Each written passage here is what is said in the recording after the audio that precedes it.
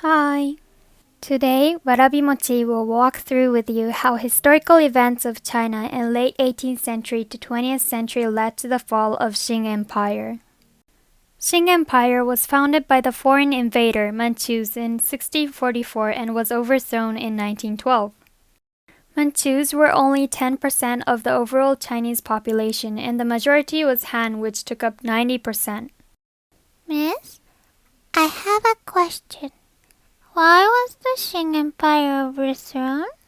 That is a very good question. Answering in one word would be difficult, but let's figure it out together today. Oh, and if I say something wrong, please just tell me and I will change that part. Okay, so now let's go back in the late 18th century. Qing Empire in the late 18th century had problems with the expanding population where the Chinese population increased from 150 million in 1650 to 300 million in 1800.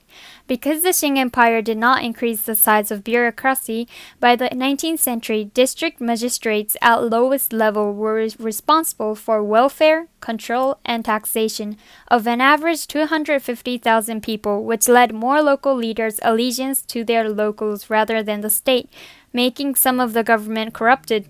Hence, the Qing Empire in the late 18th century was already decentralized with increasing population.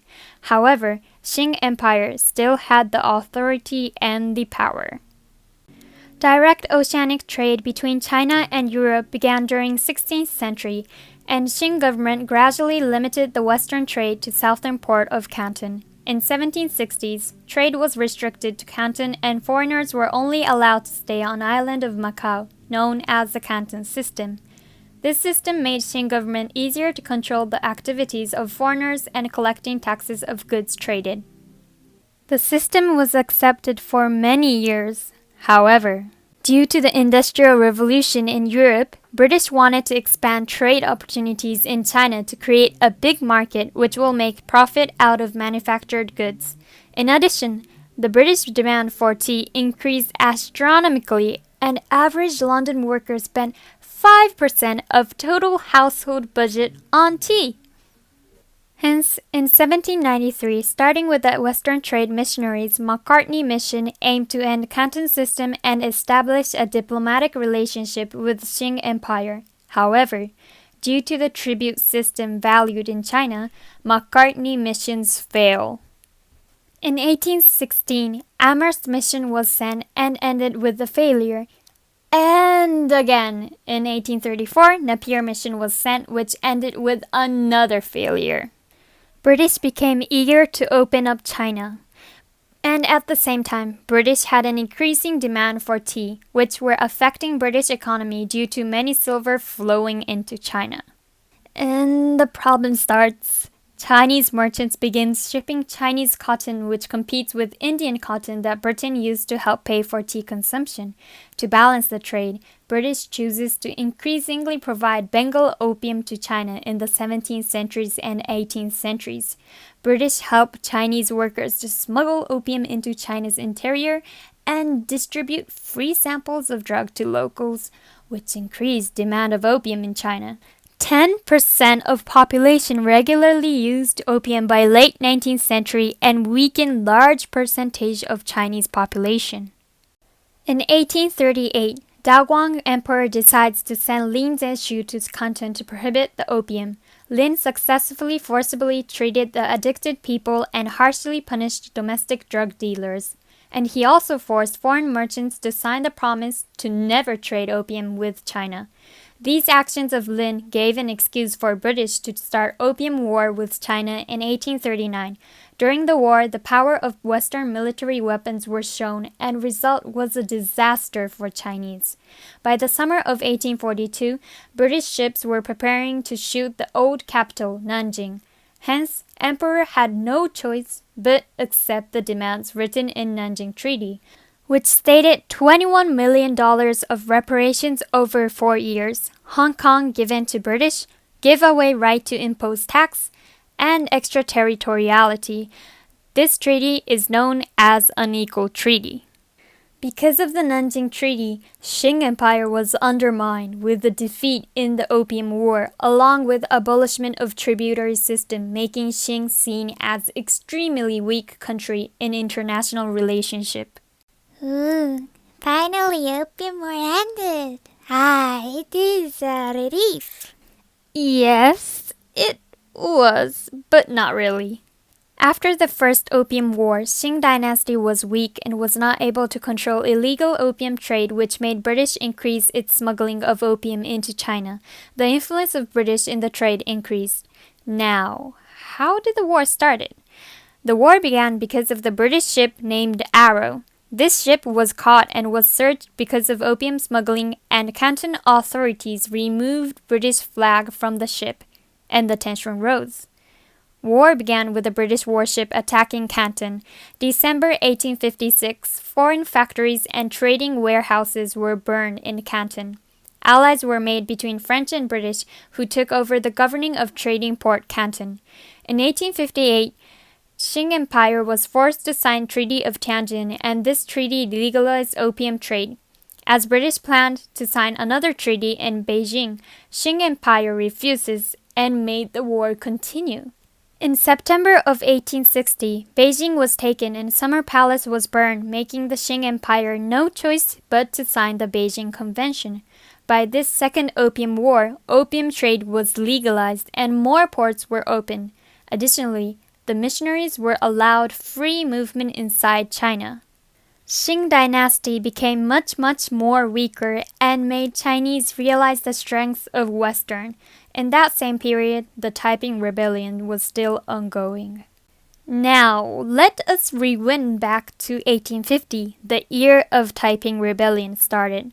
Taiping Rebellion was a revolt against Qing Empire and fought for regional economic conditions, led by Hong Xiuquan, who claimed as younger brother of Christ, failed imperial examination for 3 times, to construct a heavenly kingdom of great harmony, which included ideas of communism. Many of the poor gathered to stand up and fight against Qing, a peasant uprising, due to its government corruption and the shown weakness by the defeat of Qing Empire in the Opium War. Beliefs of Taiping was mixture of Confucianism, Christian, and other religion. Hence, the rebel was supported by many of anti-Qing Han Chinese and Hakka people who saw Qing Empire as a demon. The acceleration and uprising of Taiping was a victory in Yongnan in 1852, which led to the control of a significant portion of land bordering Yangtze River and city of Tianjin, and it also forced Qing Emperor to flee. After the bloodshed in Yongnan, Hong succeeds in taking Nanjing, and in the late 1850s, Taiping controlled over a third of the country. Because of the rebellion had strength and popularity, it took 14 years for Qing to suppress the rebellion and cost millions of dollars with more than 20 million deaths. This crucially affected both Qing economy and the power of empire, being undermined by the local Chinese people. And the empire was nearly extinction by late 1860s. It was likely for the empire to fall. However, it did not. And in 1862, Xixi's son, the 6-year-old boy, becomes the Tongzi emperor, bringing Xixi into the position of regent. Both Taiping Rebellion and Opium War exposed Qing Empire's military and technology backwardness, which initiated the self-strengthening movement, which was a movement by the officials of Qing dynasty to regain control of the country and achieving its national strength in order to protect the dynasty from foreign threats started in 1861. Qing Empire developed diplomatic relationships through the establishment of Zhongli Yamen in 1861. In addition, more frequent international tradings began. As a cultural change, the Western science and technology was brought in and Western languages were taught in established educational facilities. As for industrialization, arsenals such as Jiangnan and Fuzhou was made and production of navy's military weapons were taking place. As a consequence, self-strengthening movement created division over ideology between whether China should modernize or not within the government. In addition, the power of non-governmental figures increased, such as Zheng Guofan leading Hunan Army and Li Hongchang leading Anhui Army, which led to the ununified military strength of China, showing the Qing Empire not capable to centralize the power and control the army. During the self-strengthening movement, Empress Cixi was seen as an obstacle figure for the movement because of opposing the railway construction and her personal use of funds which was originally designated for the Qing Navy, but used for the restoration of the Summer Palace damaged by British and French in 1960. On the other hand, Cixi led spread of electricity in China by 17 companies in 1889. Also, Cixi outdated the currency from silver ingots to manufactured coins in order to improve their disadvantage of China in foreign tradings. Therefore, as overall, Qing Empire was able to strengthen by the incoming Western technologies and studies. However, this movement ends in 1895 with the defeat of China in Sino-Japanese War. On August 1, 1894, Japan declared war on Qing to gain Korea, which was seen as a springboard for Russian invasion. Qing was defeated and concluded with Treaty of Shimonoseki, signed on April 17 of 1895. Treaty gave Taiwan to Japan and required 200,000 silver taels for reparation with the acknowledgement of Korea as an independent nation. Additionally, Japan and following Western countries gained the rights to set up industrial factories in China, which increased foreign population drastically, where only 100 foreign people stayed in China in early 1890s, increased to 3,000 people of Europeans and Japanese. Japan also gained Liaodong Peninsula. However, Japan was forced to return the peninsula to China due to the Triple Intervention, which shows strong Western interest in lands of China known as the Scramble for China. The defeat of China in battle with Japan was a shocking event for Chinese and was humiliating, making Chinese people think the self-strengthening movement has failed, and blames for the defeat pointed to the Qing Empire, which again exposed weakness of the empire. The defeat made rise of Chinese radical reformers, leading the idea of public involvement in politics, and further division between radical reformers and the conservatives in government deepened, which we can see from the 100 Days Reform. On June 11th, the 100 Days Reform started with Guangxu Emperor issuing the scheme of radical reforms. On June 16th, Kang Youwei, a radical reformer, was assigned for the Secretary of Zhongli Yamen. Scheme of reform included abolition of traditional examination, rapid industrialization, change of current absolute monarchy into constitutional monarchy, and establishing Yanlu to directly deliver citizens' reform suggestions to court. These radical reform schemes, planned by less experienced Kang Youwei and Guangxu Emperor, concerned the government and leaders such as Li Hongchang and Yuan Shikai to ask for Cixi to stop the radical reform. And on September 22nd of 1898, the reform was forcibly ended by the house arrest of Guangxu Emperor and execution of radical reforms by Empress Cixi's order, painting her figure as a devil. This led to an increase in anti-Manchuanism and the strong uprising toward Qing Empire. Therefore, Cixi killed off the people's tiny hope in the empire and changed public opinion from radical reform to overthrowing the entire Qing Empire. The government became aggressively anti-foreign stance due to the removal of radical reformers, leading to the Qing Empire supporting Boxer Rebellion in 1900 to 1901.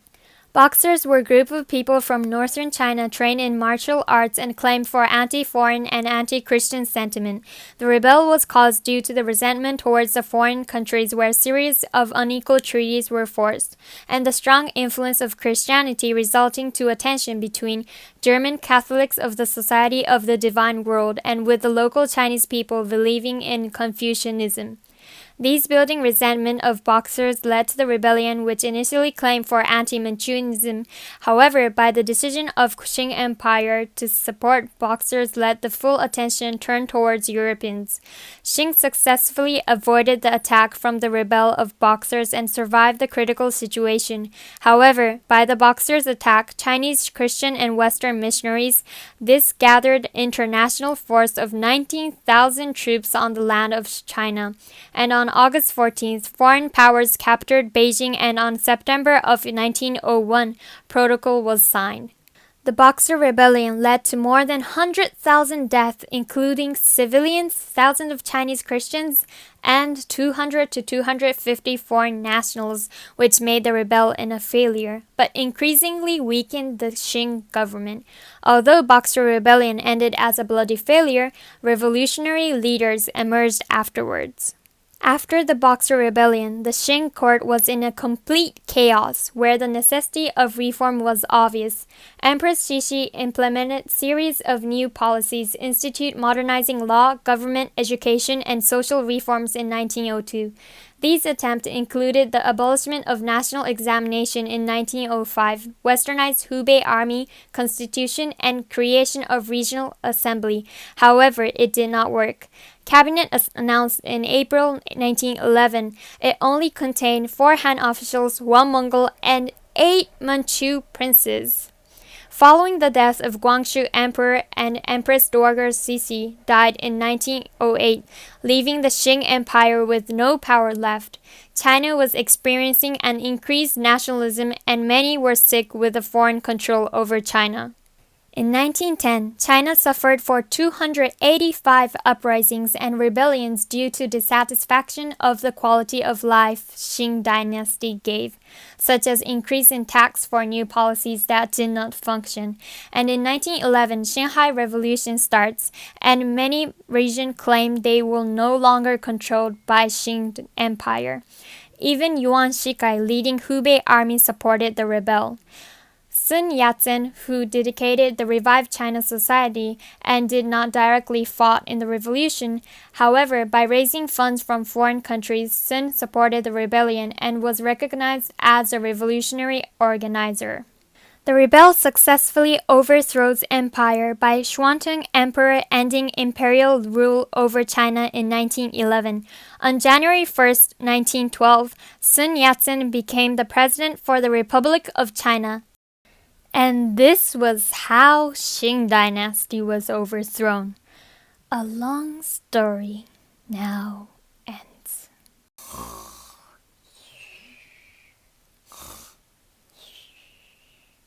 Wow, you overwhelm me with your ability of sleeping. Miss, so how